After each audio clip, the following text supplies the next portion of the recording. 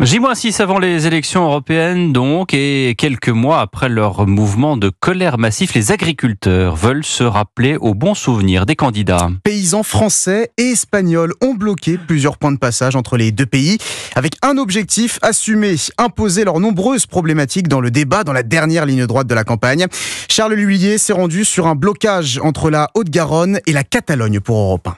Une centaine d'agriculteurs espagnols d'un côté de la frontière, le même nombre de Français dans le sens inverse. Voici à quoi a ressemblé cette journée. Conséquence, impossible de passer pour des automobilistes qui sont plutôt restés solidaires. Et on se retrouve bloqué, donc obligé de faire demi-tour. Mais bon, il faut les soutenir, ces pauvres agriculteurs aussi. Moi, personnellement, ça m'embête un petit peu, mais j'adhère à leur mouvement. Une adhésion qui sera sans doute nécessaire aux agriculteurs dans les mois qui viennent, surtout en cas de mouvement à l'échelle européenne, comme le souhaite Thibaut de Vulpierre, maraîcher près de Toulouse. C'est un mouvement européen, c'est l'objectif. 70% des lois sont votées à l'Europe. On se remobilisera. Et attention à la suite, parce que au mois d'octobre, au mois de novembre, on sera là, quoi. Un combat durant lequel il faudra sans doute compter avec Mar Harissa, céréalière dans le nord de l'Espagne, et confrontée aux mêmes difficultés que les Français. C'est nécessaire qu'il y ait une norme contre tous les autres. On a beaucoup de problèmes avec les produits qui viennent du Maroc, alors c'est la même problématique. Des agriculteurs espagnols qui, contrairement aux Français, vont remettre le couvert dès demain. Tous convergeront vers Madrid. Au Pont du Roi, Charles Lhuillier, Europe 1.